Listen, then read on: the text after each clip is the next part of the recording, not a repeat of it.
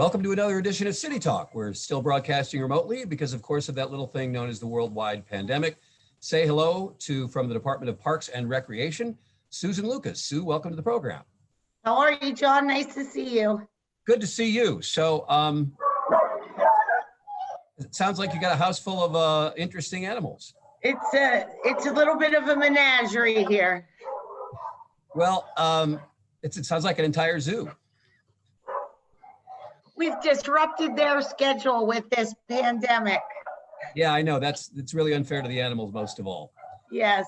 So tell everybody what you do for the Department of Parks and Rec. I am the administrative assistant for Ross Chapman, who is the director of the department. And I also serve all of my colleagues in the department through communications and marketing, updating the website. I do the social media. And so I get to work with everybody across our entire department. So you sound like the busiest person in the department, or at least one of them. You wear many hats. I have a lot of hats and I like it. Being busy is when I think I work best.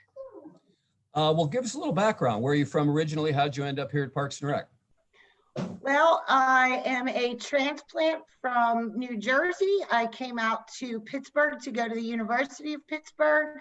I've been here ever since, and just started with the city and the Department of Parks and Rec in February of 2018. And I imagine, like everybody else, your job has changed drastically because of COVID. What's different about it? Well, I'm not in the office as much. But it's been busy because we've had to rethink how we do things in the Department of Parks and Rec. We are still not able to have our rec centers and senior centers open. So we've had to approach things a little differently to try to still engage with city residents while maintaining distance and actually being at home.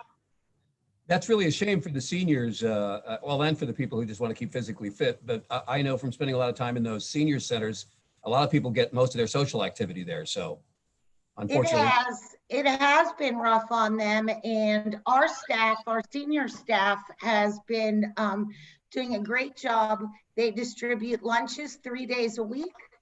And they have been doing that since the pandemic began and quarantine began, as well as they make phone calls. They have a list each week and they're reaching out just to check in with folks, make sure everybody's doing okay, say hello, letting them know we're thinking about everybody, even though we can't see them. And these are the lunches, correct me if I'm wrong, that are distributed at the rec centers, but unlike the old days, they're lunches to go. At the senior centers, yes. And they're senior centers as well, okay. Yeah, and they're grab and go lunches, and we're still working with our county partners on all of that. We're just, instead of feeding them in center, it's grab and go and they can take it home. I talked to somebody who issues permits for people who want to hold events in the park, and she said, ironically, they were busier than they used to be because everybody wants to do something outdoors. Everybody wants to do something outdoors. You've got to figure that a lot of people were working, might not have been working or might have been working shorter shifts just because things changed so much with the quarantine. And there was a limited amount of spaces that could be rented over the summer too. So it made it tough, but yeah, everybody wanted to get outside, baseball teams, softball teams, family reunions, birthday parties. It's been a difficult time for everyone. I know that you've become incredibly knowledgeable about parks in Pittsburgh. Can you have any random facts you can share with us about the parks? Allegheny Commons is the oldest park in the city. Emerald View Park is the newest regional park, and that's kind of combined all of the parks in the Mount Washington, Allentown area into one regional park. And city planning is currently working on the master plan for Emerald View Park. And anybody that wants to provide their input, they have sessions to sign up for, area specific sessions to sign up for. And it looks to be exciting for the neighborhood in Allentown and Mount Washington. When you talk about a master plan, does that mean just what to do with certain sections of the park? I think it'll be probably look at, yeah, an overhaul for the entire park, but do it section by section, because the parks are kind of split up and connected by trails.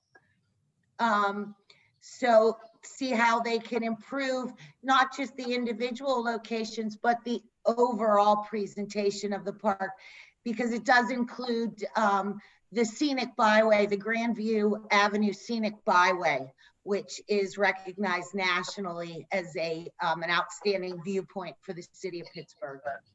No, I think everybody knows that's a gorgeous view. You mentioned Allegheny Commons is the oldest park. I live near there, and they really, I don't know if you guys did it or DPW did it, but there's a beautiful fountain that didn't used to be there.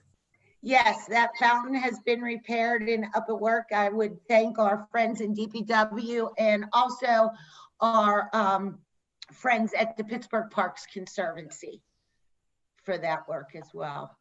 So you take a lot of questions, I know, just general interest questions. If chances are, if somebody calls the Department of Parks and Rec, you're the one answering it. Absolutely. Among your many duties, what kinds of things do people ask? Well, the biggest question I get is they're calling to rent a park shelter or pavilion or field, or permit a shelter, pavilion, or field.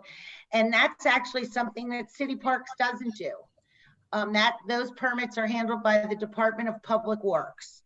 So I get to talk to people and get them pointed in the right direction. But for the majority of the calls we get, it's typically for shelter rentals, Right. shelter permits. And then, so you redirect them. I redirect them. And then the other thing is, well, this summer was the big one in the beginning of the year about the pools. If the pools will open, when will the pools open? And unfortunately, that was just something we weren't able to do because of the restrictions with COVID-19. So we're really looking forward to a great swim season next year, and hopefully everything will be back in order. So you had to become an expert in delivering bad news. Yeah, unfortunately, but the news is what it is. So it's better just to rip that Band-Aid off and let folks know up front, hey, we're trying to do the best we can. COVID-19 restrictions have left us in just about as much trouble as others. So we're getting there. Everybody's been very nice through the quarantine. How are you holding up under these COVID-19 restrictions? I'm holding up fine. For the most part, people I talk to seem to be holding up fine. I think it's been an exercise in patience for everyone. It's just a complete different way of doing things. But I think overall, we've all done a good job in trying to get to what we need to do, and still providing for those folks in the city. So I think the city of Pittsburgh, city parks, all of us that work hard for the residents have done a really good job in changing course to continue to engage folks. Now, I know you come to the office occasionally, but you work at home a lot. Are you and your husband ready to kill one another? Well, having the option to go to the office has been a good thing, a godsend, if you will, in the marriage department. We've managed. We've had our struggles, and there's days that, because he works from home, but we're doing just fine. And we've been able to make things work as we've needed to. And then being able to go to the office and just kind of get away from the everyday, oh my gosh, mom's in the house. Can I get lunch? Can I get dinner? Hey, I need a snack. Mom's here, but mom's working. So that's been the biggest issue, but we're doing a good job. Have you thought about teaching your daughter how to make a snack? You know, like teach a person to fish and that old saying. Yeah, no, none of that. None of that. And as you can hear my dogs barking, we've disrupted their schedule more than anyone's. Yeah, so are they pretty much in charge at the Lucas household? They are in charge. They are in charge. They definitely rule the roost. You seem to like your job. And I notice a lot of city employees like their jobs. I love my job. I love my job. I love my coworkers. And we really work together well as a cohesive unit. And I think pretty much everyone in our department would agree. We aren't just City Parks, we're City Parks family. But before COVID hit, did you find yourself spending a lot more time in parks than you used to and like checking them out personally just because you sort of have a personal stake? I guess a little bit more time. I've expanded my reach of parks working in the department. I live on the south side of the city, so I kind of don't cross bridges, don't cross rivers kind of thing. But so I've expanded my reach of the park and have come to appreciate so many more of the wonderful parks that the city offers. Do people call up and say, hey, these hedges need trimming? They do. They do. We get calls for all kinds of things. Let's see, with broken swings,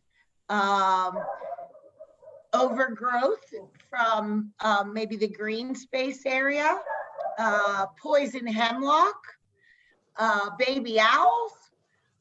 We run the gambit. What can you do about baby owls? Well, this summer, early spring or late spring, early summer, one of the park rangers in Riverview Park found a baby owl on the ground.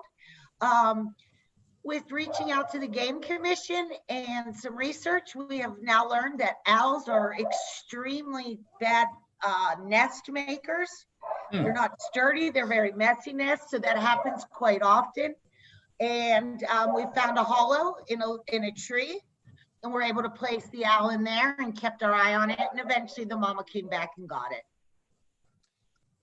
So you kept monitoring it and that happened. How about that? So, well, we're pretty sure the mom came and got it. That's what the commission, the Game Commission folks told us what would happen. But yep, evidently it's a common occurrence with owls because they're not good house builders. And who knew you'd be learning anything about owls? Who knew? Who knew? I've learned a lot.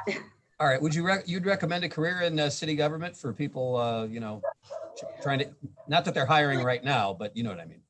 I really would. I love this city. So for me, it's become such a natural fit. Not only do I love the city, now I get to work for a city and a job that I love and with people who are like my family. So yeah, I definitely would recommend it. It's been a wonderful experience and I'm looking forward to the future and to see what more we can do. But you mentioned you were a New Jersey transplant. Do you ever get homesick? Are you a Springsteen fan? Did you like New York sports teams or are you a transplanted Pittsburgher through and through? I've been in Pittsburgh for a really long time, and I'm not going to tell you how many decades, but a while. I consider myself a Pittsburgher now. All right, Susan Lucas. Well, I'll let you get back to your dogs and your daughter demanding snacks. All righty. Thanks, John. It was great to talk to you. Really nice to talk to you as well. Have a good day. You too. Bye-bye. We will meet someone from the mayor's office when we come back on City Talk in a moment.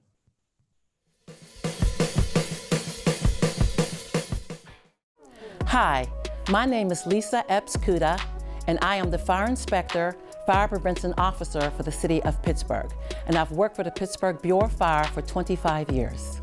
If you're looking for a challenging career that has it all, great pay and benefits, community engagement, union support, and a sense of pride and accomplishment, I suggest you consider working for a city that welcomes diversity. If you would like to work for the City of Pittsburgh, just go to pghjobs.net or call 412-255-2710. We are the City of Pittsburgh.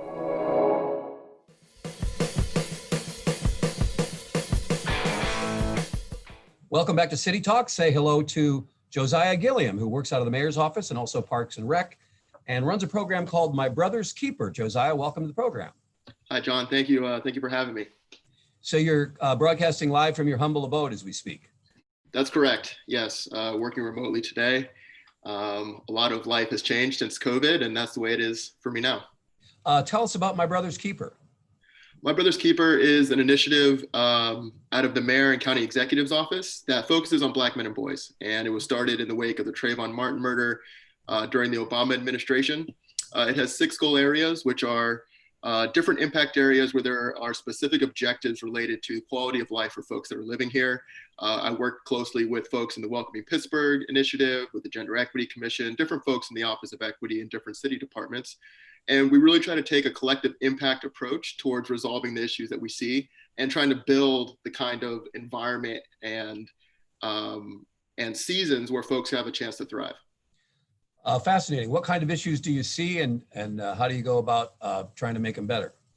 Well, as it relates to issues, things like we do a lot of efforts related to violence prevention and intervention work, for example. This work happens in partnership with law enforcement here locally, but is really being spearheaded by a public health approach with community outreach workers and different nonprofits that are making a difference. We try to play a convening role there, talk about best practices, evidence-based models that work, bring resources into the conversation.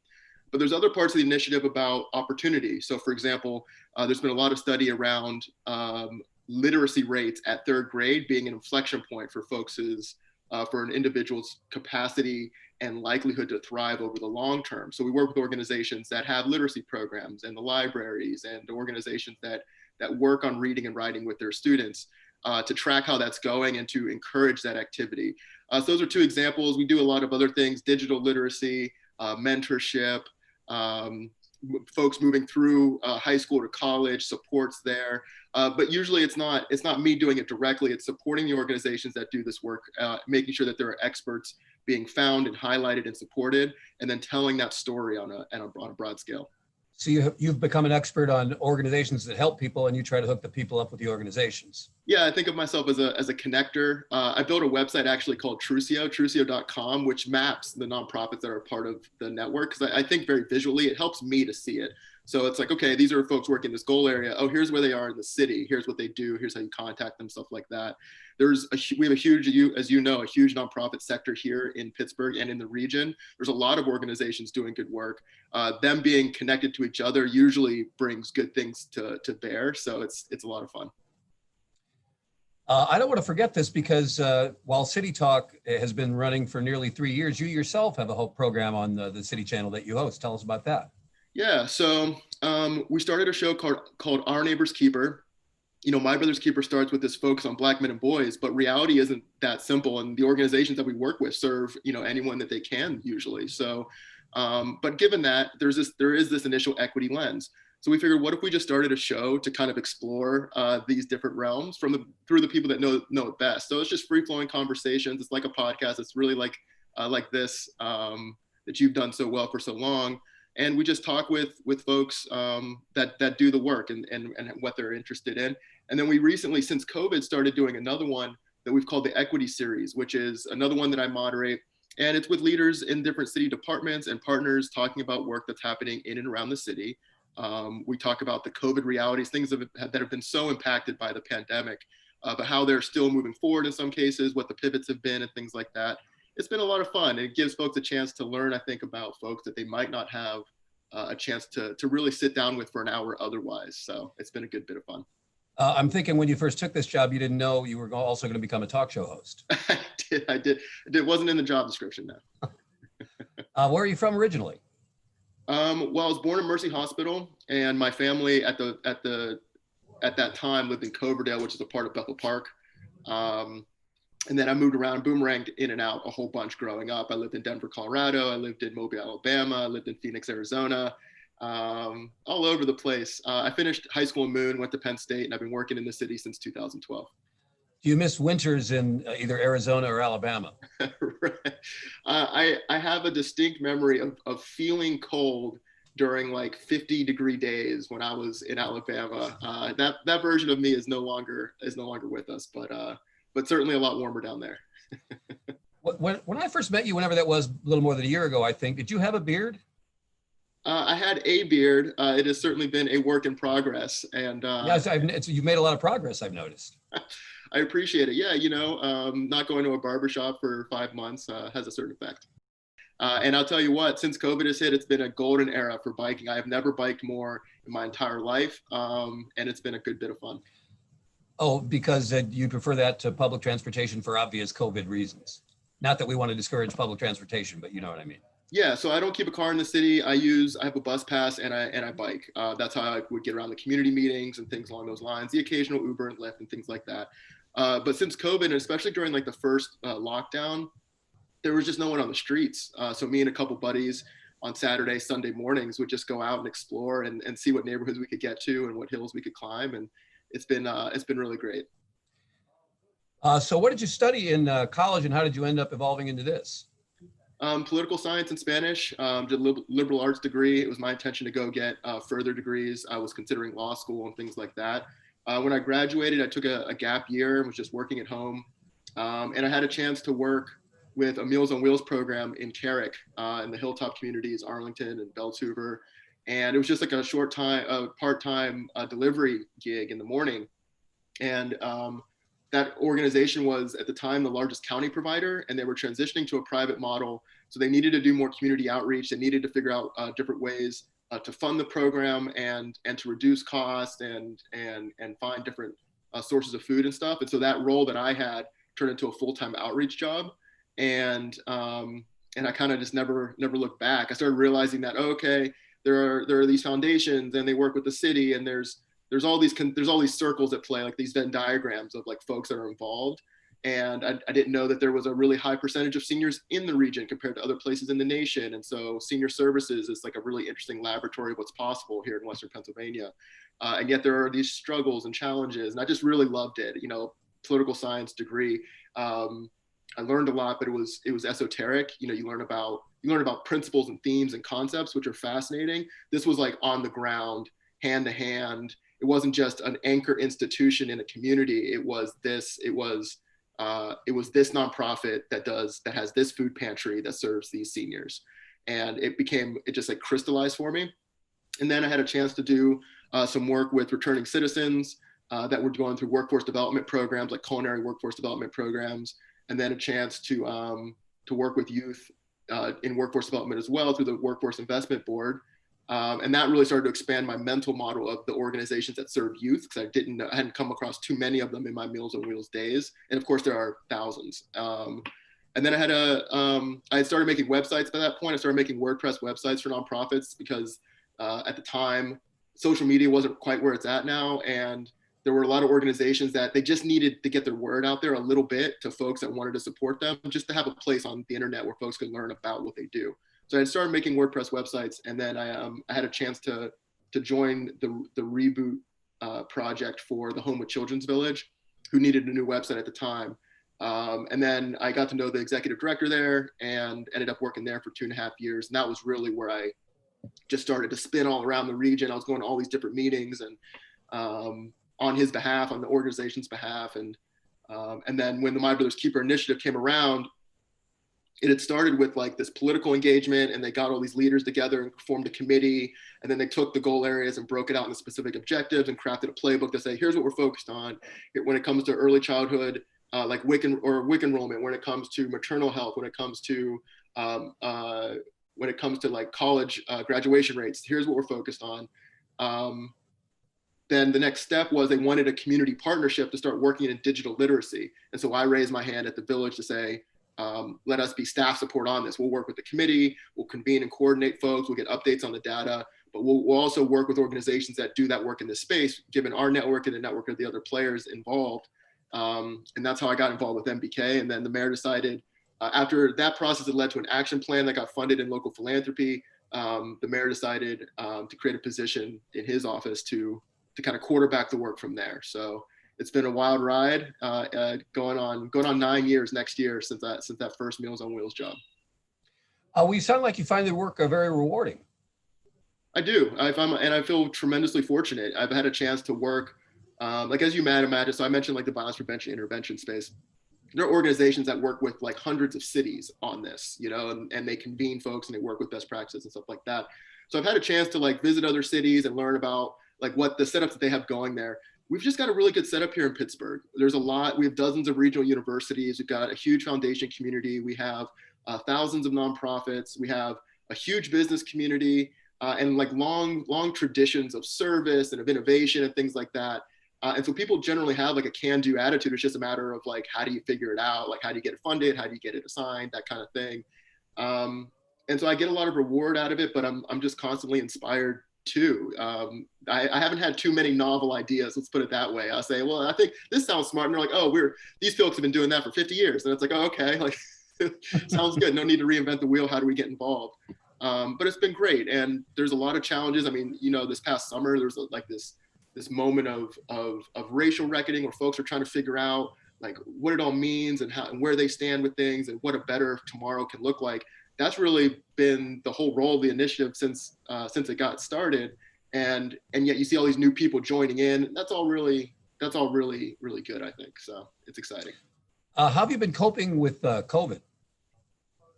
Well, for me, it's a scenario where life is presenting you with a situation in which you don't have a lot of control. So what are things that you can do that you can control, and what are things that you can do that you can control that can benefit you? So I have tried to incorporate as much routine into like the beginning and ends of my days so that I kind of have bookends where there's wellness kind of baked in. I have like a morning routine that includes exercise and drinking water and like supplements and good nutrition, a cup of coffee. I try to I try to get away from screens like earlier in the night so that my mind kind of can decompress and do some reading or like read some fiction, just turn off the problem solving part of my brain for a little while. And then I try to do everything possible that I can outside. Like even this morning, I just went outside and just breathed for a while just to be outside. I love walks. Big bike person, especially these days. I've had a lot of meaningful moments by myself on one of our Pittsburgh hills, just struggling, but like there's something about, moving your body through space. Yes, it's struggle. Yes, it's tough. Yes, it's difficult, but you're just like, I can make it. I can just the next light post, the next intersection, the next pedal. And like that starts to accumulate in like my mentality. And so during the day when I find things, I'm like, doing stuff on work, I'm on a million Zoom calls. That voice of like, yes, you can do it. Like, stay here, stay in this moment. We got it is like strengthened. So that's the way I've been coping. And then checking in with friends and family, try to keep the simple things simple. So you've become the little engine that could. Indeed. Yeah, no, truly. I mean, so like for me, it was like, okay, this is, and you know how it happened. Like COVID kind of it seemed like it came out of nowhere. And there's like a bunch of like swirling information. We don't really know what it is. People are saying this works, that works, this doesn't work. It's just a cacophony, right? So for me, it was like, okay, what do I know? Okay, it's a virus and it attacks in some part the respiratory system. So me, it was like, that for me, it's like, okay, flip it. That's a challenge to build my respiratory capacity. Now, I'm not going to put myself in jeopardy. I'm not trying to get to contract the disease, but I'm going to work out every day. I'm going to like do cardio like every day.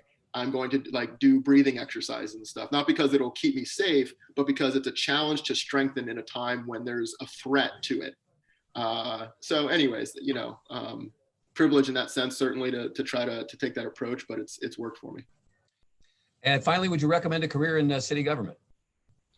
I would recommend a career in city government. I would recommend participation in the civic arena in Pittsburgh. And there's different ways to make an impact.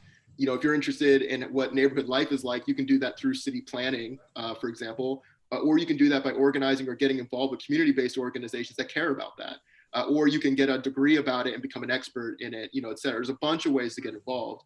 But Pittsburgh is at a good size right now for a lot of possibility. And we used to be much bigger. There have been times when things have been different. We've also been much smaller. But you can get to a neighborhood and to like a macro city level pretty easily right now in Pittsburgh with a little bit of time and effort. And I would recommend it because there's a lot going on for people's benefit, and more smart people focused on it, working on it, will make things better. Well, Josiah Gilliam, congratulations on staying sane and becoming the little engine that could during COVID. Thank you so much, John. Take care. Great talking to you. That is City Talk for this episode. We will see you next time.